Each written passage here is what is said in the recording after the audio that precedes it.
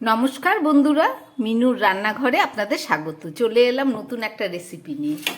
আজকে আবার কচুরলতির একটা নতুন রেসিপি করে দেখাবো।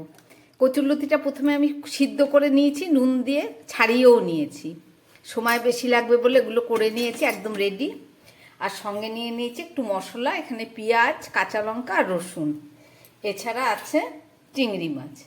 আজকের এইসব দিয়ে রান্না করব কচুরলতি। তাহলে চলুন শুরু করি। একটা মশলার কৌটো নিয়ে নিলাম, আর তার মধ্যে কাঁচা লঙ্কা, পেঁয়াজ আর রসুন এটাকে আমি ভালো করে একটু হালকা পেস্ট করে নেব, পুরো না। এই দেখুন, হালকা পেস্ট করে নিয়েছি। একটা কড়াই বসিয়ে তার মধ্যে তেল দিয়ে দিচ্ছি। তেল দেওয়া হয়ে গেছে। কচুরলতি রান্না করার জন্য একদম প্রথমে আমি চিংড়ি মাছগুলোকে ভেজে নিচ্ছি।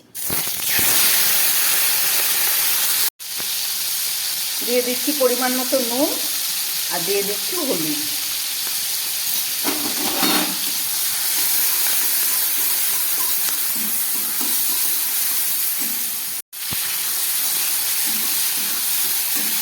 চিংড়ি মাছগুলো ভাজা হয়ে গেছে, এর থেকে আর বেশি ভাজবো না, আমি তুলে নিচ্ছি। এই তেলের মধ্যে আমি আরও খানিকটা তেল দিয়ে দিলাম। তেলটা গরম হয়ে গেছে, এর মধ্যে একটু কালো জিরে দিয়ে দিলাম।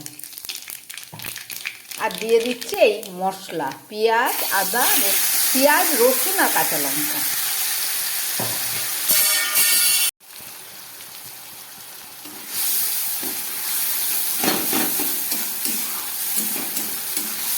রসুন, পেঁয়াজ, লঙ্কাটাকে একটু ভেজে নিলাম।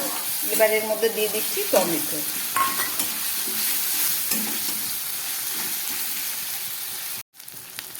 দিয়ে দিচ্ছি একটু নুন।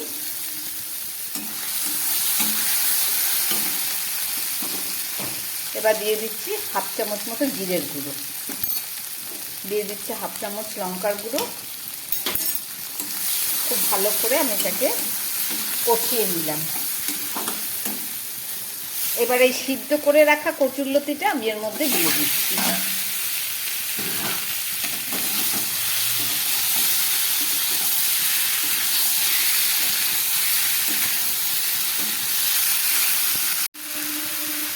দিয়ে দিচ্ছি একটু হলুদ গুঁড়ো।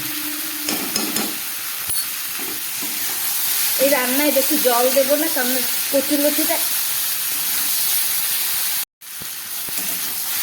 খুব সামান্য একটু মশলার জল আমি দিয়ে দিলাম। আর দিয়ে দিচ্ছি ভেজে রাখা চিংড়ি মাছ।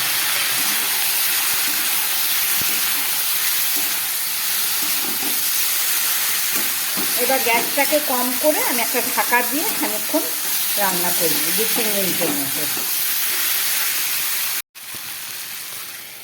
ঢাকা দিয়ে দিলাম, রান্না হোক, ফেরত এসে দেখাচ্ছি। 4-5 মিনিট পরে ফেরত আসলাম, ঢাকা খুললাম। একদম গ্যাস কমিয়ে মশলা দিয়ে কচুরলতি আর চিংড়ি মাছ দিয়ে রান্না করলাম। এই দেখুন, একদম নরম হয়ে গেছে। রান্নাটা আমার একদম রেডি। রান্না করলাম চিংড়ি মাছ দিয়ে আর মশলা দিয়ে কচুরলতি। আপনারা দেখলেন রেসিপিটা, আশা করি আপনাদের ভালো লেগেছে। এভাবে রান্না করে আপনারাও গরম ভাতে খাবেন। যদি ভালো লাগে তাহলে চ্যানেলটাকে লাইক করবেন, সাবস্ক্রাইব করবেন। নমস্কার, সবাই সুস্থ থাকবেন, ভালো থাকবেন।